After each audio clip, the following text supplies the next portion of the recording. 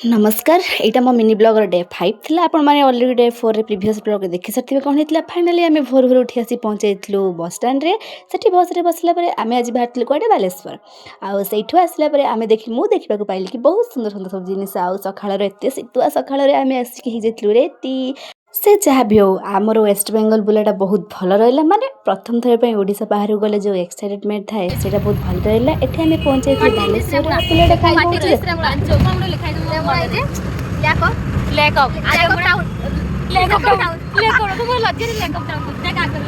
शेषे आम आसिक बुले पड़ू बालेश्वर फाइनाली आसाइला आम अटो अटो जा बाटर आम देखा मुझे समस्त देखी कि ये देखते आम बालेश्वर मैंने एम समस्त तो केउझर पिला आम आसी पहुंची सुमी घरे सुमा सहित टे मजामस्ती होता आंटी आम रेडी करते पखाड़ भात आम खाई पी सारी इवनिंग आम जाइलु कुआड़े कुआड़े आबू आसिक आम पहुंची बलराम गढ़ आईटी एत सुंदर माछ देखी मुझे पूरा खुशी हो जाती से जहाँ भी हो पानी भितर ये मंदिर था फाइनाल ये मेला पड़ता ये आम आसी पहुंची चांदीपुर सी बीच